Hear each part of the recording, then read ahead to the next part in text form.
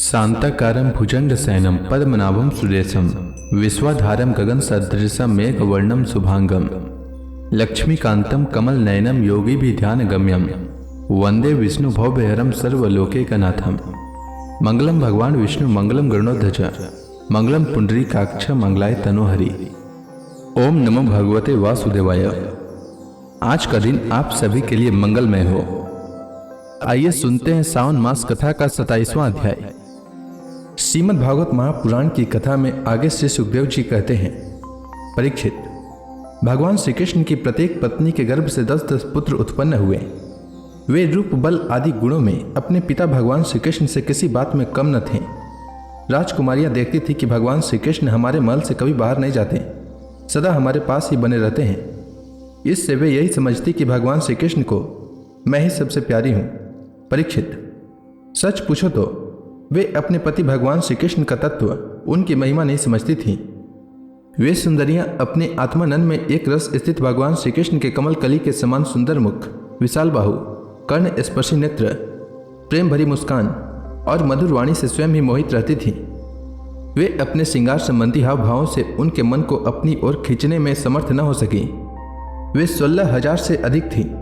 अपनी मंद मंद मुस्कान और तिरछी चितवन से युक्त मनोहर भावों के इशारे से ऐसे प्रेम के बाण चलाती थी जो काम कला के भावों से परिपूर्ण होते थे, परंतु किसी भी प्रकार से किन्हीं साधनों के द्वारा वे भगवान के मन एवं इंद्रियों में चंचलता उत्पन्न न कर सकी। परीक्षित, ब्रह्मा आदि बड़े बड़े देवता भी भगवान के वास्तविक स्वरूप को या उनकी प्राप्ति के मार्ग को नहीं जानते। उन्हीं रमा रमण भगवान श्री कृष्ण को उन स्त्रियों ने पति के रूप में प्राप्त किया था।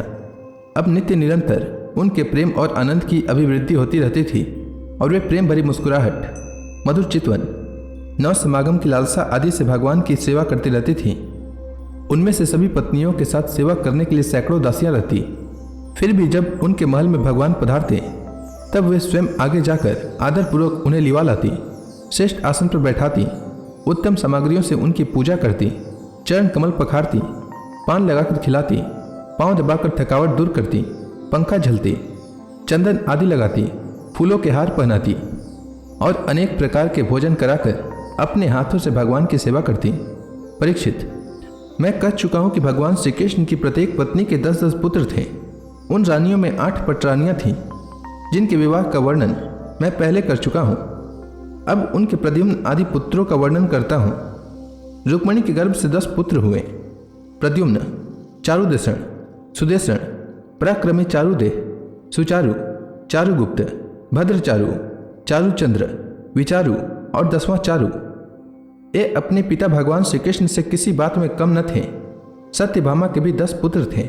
भानु, सुभानु, सर्वभानु, प्रभानु, भानुमान, चंद्रभानु, बृहदभानु, अतिभानु, श्रीभानु और प्रतिभानु। जाम्बवती के भी सांब आदि 10 पुत्र थे। सांब, सुमित्र, पुरुजित, सत्यजित, सहस्त्रजित, विजय, चित्रकेतु, वसुमान, द्रविड़ और क्रतु, ये सब श्री कृष्ण को बहुत प्यारे थे। नागनिजिति सत्या के भी 10 पुत्र हुए। वीर, चंद्र, अश्वसेन, चित्रगु, वेगवान, वृष, आम, शंकु, वसु और परम तेजस्वी कुंती। कालिंदी के 10 पुत्र ये थे। श्रुत, कवि, वृष, वीर, सुबाहु, भद्र, शांति, दर्श, पूर्णमास और सबसे छोटा सोमक। मध्य देश की राजकुमारी लक्ष्मणा के गर्भ से प्रघोष, गात्रवान, सिंह, बल, प्रबल, उद्वर्ग, महाशक्ति, सह, ओज और अपराजित का जन्म हुआ। मित्रविंदा के पुत्र थे वृक, हर्ष, अनिल, गृध्र, वर्धन, अनाद, मास, पावन, वन्ही और सुधी। भद्रा के पुत्र थे संग्रामजित, बृहत्सेन, सूर, प्रहरण, अरिजित, जय, सुभद्र, वाम, आयु और सत्यक। इन पटरानियों के अतिरिक्त भगवान की रोहिणी आदि 16,100 और भी पत्नियां थीं। उनके दीप्तिमान और ताम्रतप्त आदि 10-10 पुत्र हुए।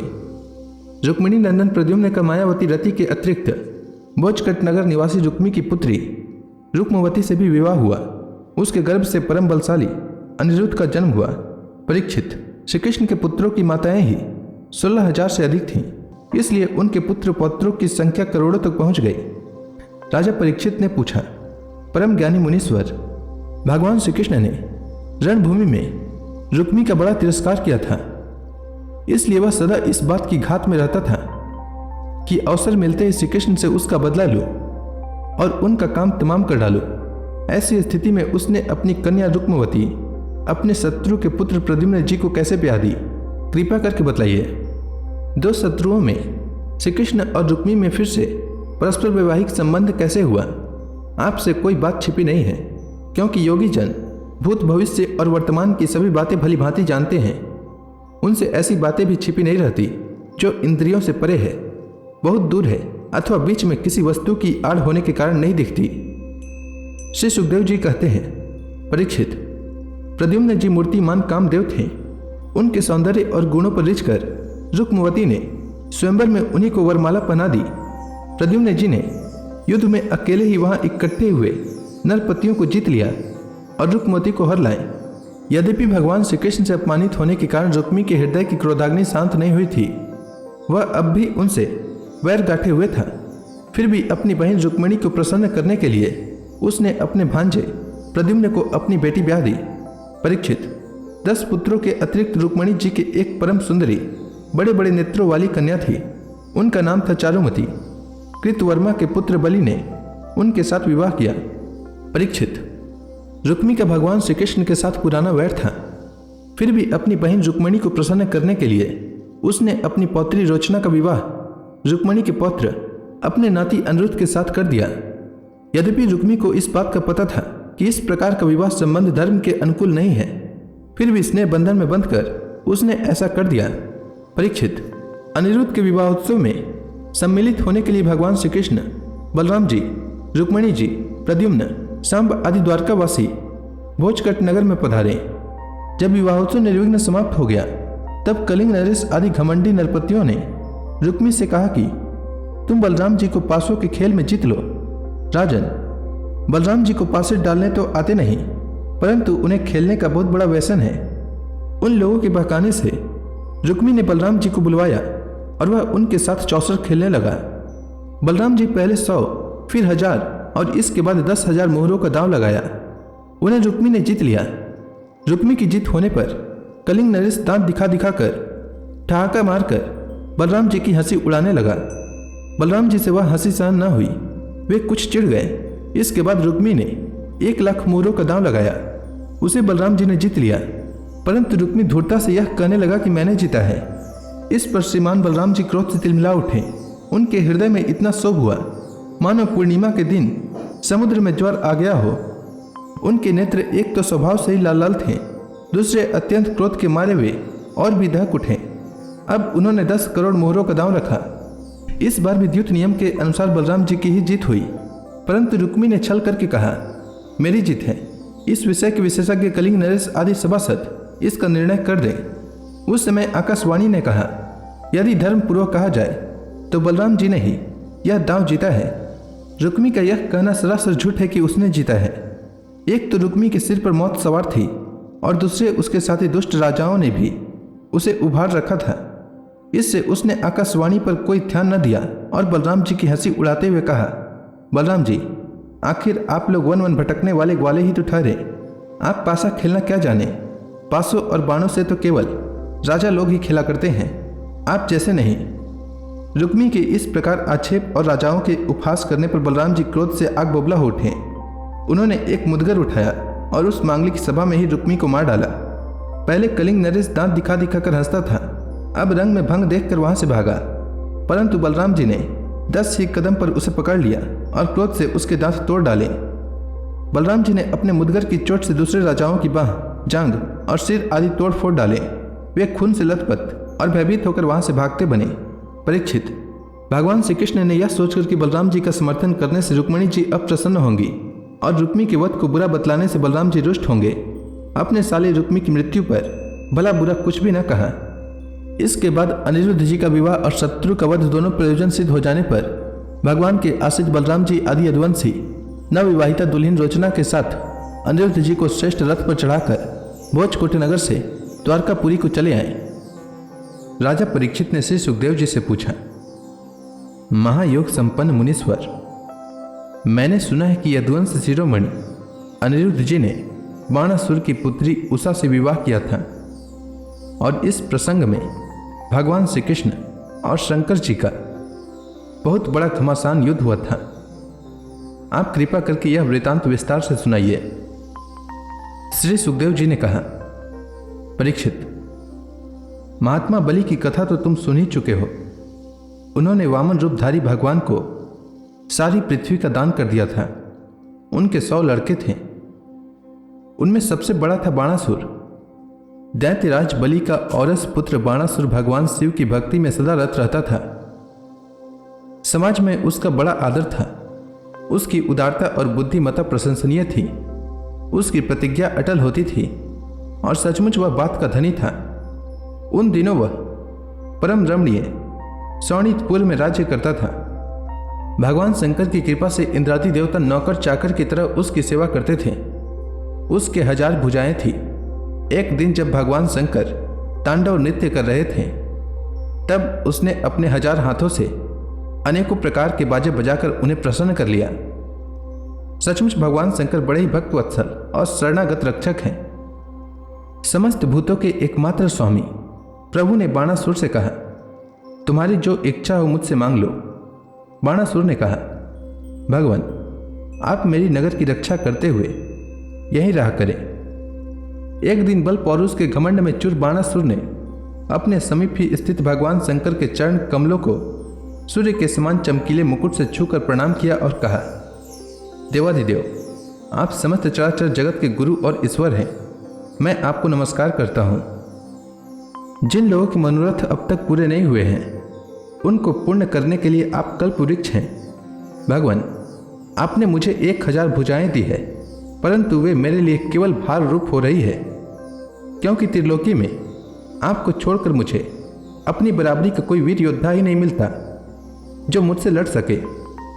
आदिदेव, एक बार मेरी बाहों में लड़ने के लिए इतनी खुजलाहट हुई कि मैं दिग्गजों की ओर चला, परंतु वे भी डर के मारे भाग खड़े हुए। उस समय मार्ग में अपनी बाहों की चोट से मैंने बहुत से पहाड़ों को तोड़ फोड़ डाला था। बाणासुर की यह प्रार्थना सुनकर भगवान शंकर ने तनिक क्रोध से कहा, रे मूढ़, जिस समय तेरी ध्वजा टूटकर गिर जाएगी, उस समय मेरे ही समान योद्धा से तेरा युद्ध होगा और वह युद्ध तेरा घमंड चूर चूर कर देगा। परीक्षित, बाणासुर की बुद्धि इतनी बिगड़ गई थी कि भगवान शंकर की बात सुनकर उसे बड़ा हर्ष हुआ और वह अपने घर लौट गया। अब वह मूर्ख भगवान शंकर के आदेशानुसार उस युद्ध की प्रतीक्षा करने लगा जिसमें उसके बलवीर्य का नाश होने वाला था। परीक्षित, बाणासुर की एक कन्या थी। उसका नाम था उषा। अभी वह कुमारी ही थी कि एक दिन स्वप्न में उसने देखा कि परम सुंदर अनिरुद्ध जी के साथ मेरा समागम हो रहा है। आश्चर्य की बात तो यह थी कि उसने अनिरुद्ध जी को न कभी देखा था और न सुना ही था। स्वप्न में ही उन्हें देखकर वह बोल उठी, प्राण प्यारे, तुम कहाँ हो? और उसकी नींद टूट गई। वह अत्यंत विवलता के साथ उठ बैठी और यह देखकर कि मैं सखियों के बीच में हूँ, बहुत ही लज्जित हुई। परीक्षित, बाणासुर के मंत्री का नाम था कुंभांड। उसकी एक कन्या थी जिसका नाम था चित्रलेखा। उषा और चित्रलेखा एक दूसरे की सहेलियां थी। चित्रलेखा ने उषा से कौतूहलवश पूछा, सुंदरी राजकुमारी, मैं देखती हूँ कि अभी तक किसी ने तुम्हारा पानी ग्रहण भी नहीं किया है, फिर तुम किसे ढूंढ रही हो और तुम्हारे मनोरथ का क्या स्वरूप है? उषा ने कहा, सखी, मैंने स्वप्न में एक बहुत ही सुंदर नवयुवक को देखा है। उसके शरीर का रंग सांवला सांवला सा है, नेत्र कमल दल के समान है, शरीर पर पीला पीला पीतांबर फहरा रहा है, भुजाएं लंबी लंबी है और वह स्त्रियों का चित्त चुराने वाला है। उसने पहले तो अपने अधरों का मधुर मधु मुझे पिलाया, परंतु मैं उसे अघा कर पी ही न पाई थी कि वह मुझे दुख के सागर में डालकर न जाने कहाँ चला गया। मैं तरसती ही रह गई। सखी, मैं अपने उसी प्राण वल्लभ को ढूंढ रही हूं। चित्रलेखा ने कहा, सखी, यदि तुम्हारा चित्तचोर त्रिलोकी में कहीं भी होगा और उसे तुम पहचान सकोगी तो मैं तुम्हारी वीरा व्यथा अवश्य शांत कर दूंगी। मैं चित्र बनाती हूं, तुम अपने चित्तचोर प्राण वल्लभ को पहचान कर बतला दो, फिर वह चाहे कहीं भी होगा, मैं उसे तुम्हारे पास ले आऊंगी। यूं कहकर चित्रलेखा ने बात की बात में बहुत से देवता, गंधर्व, सिद्ध, चारण, दैत्य, विद्याधर, यक्ष और मनुष्यों के चित्र बना दिए।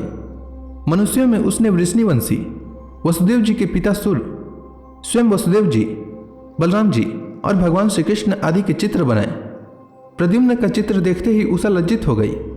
परीक्षित, जब उसने अनिरुद्ध का चित्र देखा तब तो लज्जा के मारे उसका सिर नीचा हो गया।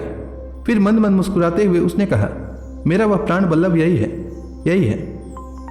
परीक्षित, चित्रलेखा योगिनी थी। वह जान गई ये भगवान श्री कृष्ण के पौत्र हैं। अब वह आकाश मार्ग से रात्रि में ही भगवान श्री कृष्ण के द्वारा सुरक्षित द्वारकापुरी में पहुंची। वहां अनिरुद्ध जी बहुत ही सुंदर पलंग पर सो रहे थे।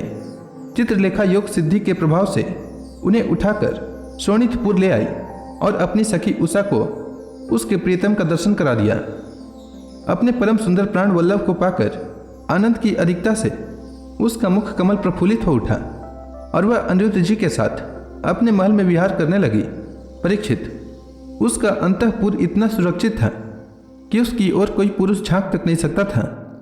उषा का प्रेम दिन दुगना रात चौगुना बढ़ता जा रहा था।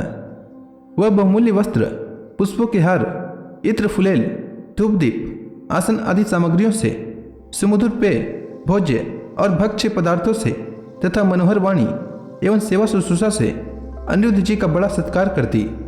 उषा ने अपने प्रेम से उनके मन को अपने वश में कर लिया। अनिरुद्ध जी उस कन्या के अंतःपुर में छिपे रहकर अपने आप को भूल गए।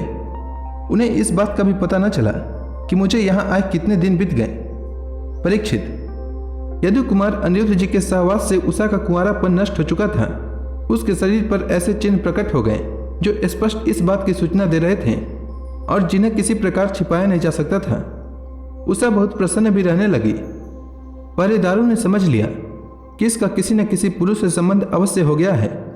उन्होंने जाकर बाणासुर से निवेदन किया, राजन, हम लोग आपकी अविवाहिता राजकुमारी का जैसा रंग ढंग देख रहे हैं वह आपके कुल पर बट्टा लगाने वाला है। प्रभु, इसमें संदेह नहीं कि हम लोग बिना क्रम टूटे रात दिन महल का पहरा देते रहते हैं। आपकी कन्या को बाहर के मनुष्य देख भी नहीं सकते, फिर भी वह कलंकित कैसे हो गई, इसका कारण हमारी समझ में नहीं आ रहा है। परीक्षित, पहरेदारों से यह समाचार जानकर कि कन्या का चरित्र दूषित हो गया है, बाणासुर के हृदय में बड़ी पीड़ा हुई। वह झटपट उषा के महल में जा धमका और देखा कि अनिरुद्ध जी वहां बैठे हुए हैं। प्रिय परीक्षित, अनिरुद्ध जी स्वयं कामावतार प्रद्युम्न जी के पुत्र थे। त्रिभुवन में उनके जैसा सुंदर और कोई न था। सांवला सलोना शरीर और उस पर पीतांबर फहराता हुआ, कमल दल के समान बड़ी बड़ी कोमल आंखें, लंबी लंबी भुजाएं, कपोलों पर घुंघराली अलके और कुंडलों की झिलमिलाती हुई ज्योति, होठों पर मंद मंद मुस्कान और प्रेम भरी चितवन से मुख की शोभा अनूठी हो रही थी। अनिरुद्ध जी उस समय अपनी सब ओर से सज धज कर बैठी हुई प्रियतमा उषा के साथ पासे खेल रहे थे। उनके गले में बसंती बेला के बहुत सुंदर पुष्पों का हार सुशोभित हो रहा था और उस हार में उषा के अंग का संपर्क होने से उसके वक्ष स्थल की केसर लगी हुई थी। उन्हें उषा के सामने ही बैठा देखकर बाणासुर विस्मित और चकित हो गया। जब अनिरुद्ध जी ने देखा कि बाणासुर बहुत से आक्रमणकारी शस्त्रास्त्र से सुसज्जित वीर सैनिकों के साथ महलों में घुस आया है, तब वे उन्हें धराशायी कर देने के लिए लोहे का एक भयंकर परिघ लेकर डट गए, मानो स्वयं काल दंड लेकर मृत्यु खड़ा हो। बाणासुर के साथ आए हुए सैनिक उनको पकड़ने के लिए ज्यों ज्यों उनकी ओर झपटते, त्यों त्यों वे उन्हें मार मार कर गिराते जाते। ठीक वैसे ही जैसे सूरों के दल का नायक कुत्तों को मार डाले। अनिरुद्ध जी की चोट से उन सैनिकों के सिर, भुजा, जंघा आदि अंग टूट फूट गए और वे महलों से निकल भागे। जब बलि बाणासुर ने देखा कि यह तो मेरी सारी सेना का संहार कर रहा है, तब वह क्रोध से तिलमिला उठा और उसने नागपाश से उन्हें बांध लिया। उषा ने जब सुना कि उसके प्रियतम को बांध लिया गया है, तब वह अत्यंत शोक और विषाद से विवल हो गई।